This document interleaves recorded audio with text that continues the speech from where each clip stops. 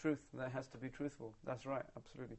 The same goes with safekeeping something with someone. So I've got a car, and maybe I'm going away on holiday, so I leave it with somebody to look after. Likewise, moving in with someone. Okay, let's just say I'm moving in with someone.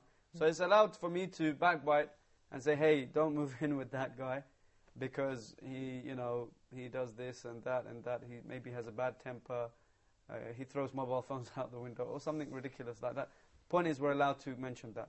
What about Shaykh, in these situations, is it a license to just say whatever you want about the person, or do you have to restrict yourself to?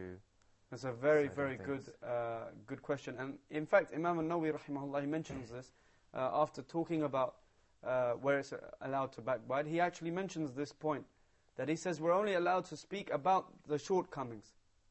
We can't speak about something else. So if someone says, hey, what do you think? I'm going to marry so-and-so. What do you think about her?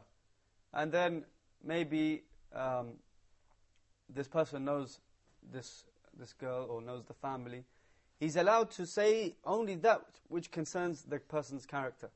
He can't say, she's very ugly, for example. Okay? He can't say that. Because beauty is in the eye of the beholder. That's to do with the husband, the one who's going to marry. But as for character issues, then yes, you can speak, as long as it concerns the marriage. It's also obligatory upon the one advising not to conceal this condition, but he has to instead mention the shortcomings that he has with the sole intention of advising him.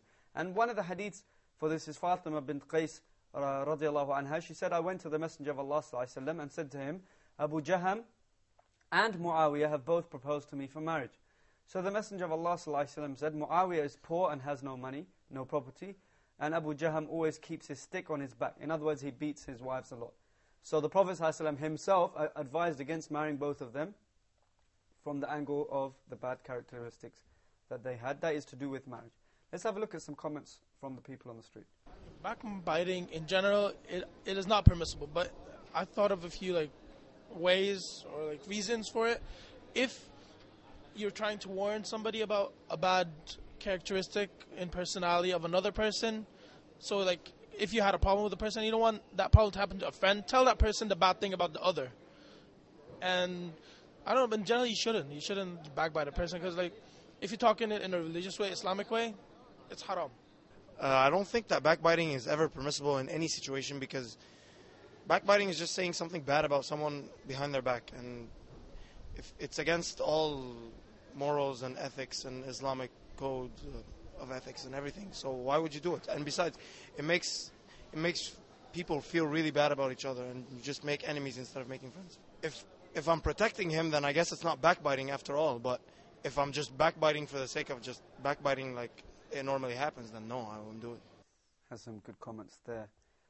To move on to, or go back to what we were talking about, the places where we can warn the Muslims against some kind of evil that a person has. Imam al-Nawawi actually goes on to mention the third example of this, which is what you said earlier on, visiting or frequenting an innovator or a fasiq, a sinner, and he's taking knowledge from him.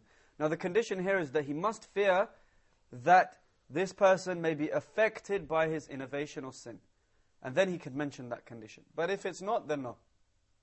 If a person is studying, for example, Arabic grammar with a person who has a minor innovation, okay, and there's no fear, perhaps the person has enough knowledge to overcome this innovation, okay, then in that scenario, there's no need to backbite that person, the teacher.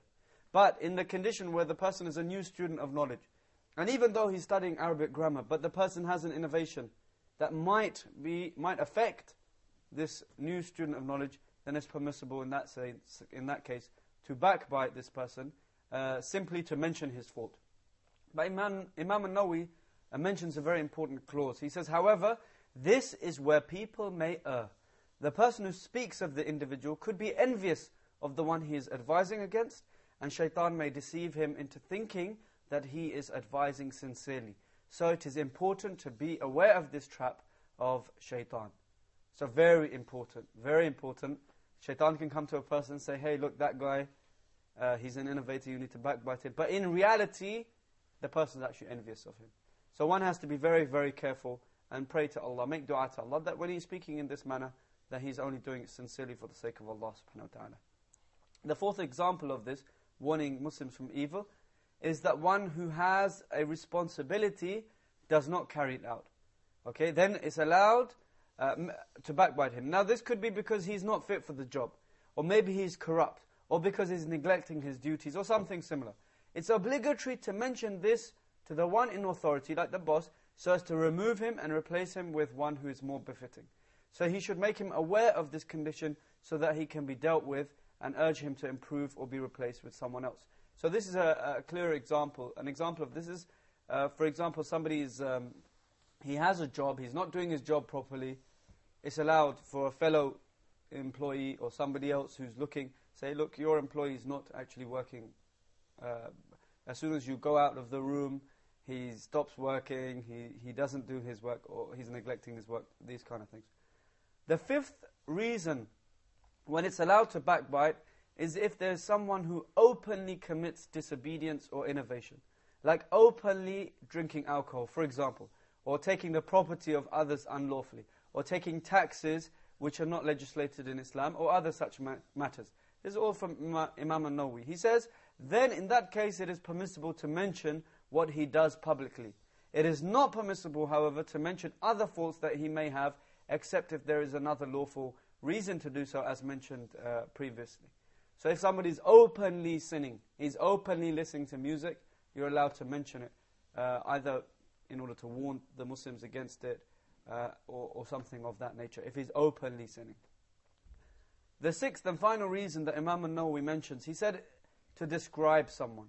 So if a man is known as the one who has weak eyes, or the lame one, or the deaf one, or the built, or the blind one, or the cross-eyed one, and other such similar terms, then it's permissible to describe him only for identification purposes. What about if it's using a term that he does not like?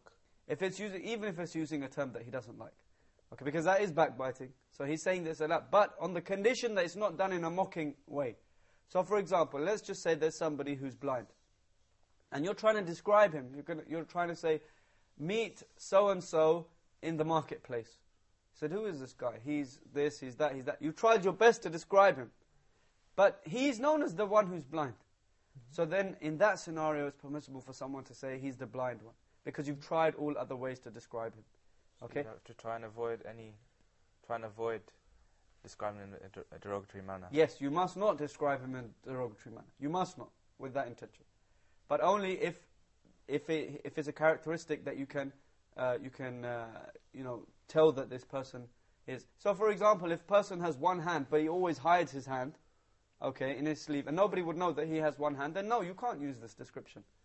Because the whole point of the description is something that's clear, that's apparent, okay, about the person's body shape or whatever, the short one, the tall one, like this. But on the condition that you're doing it for describing the person, and on the condition that you've exhausted other means of describing him.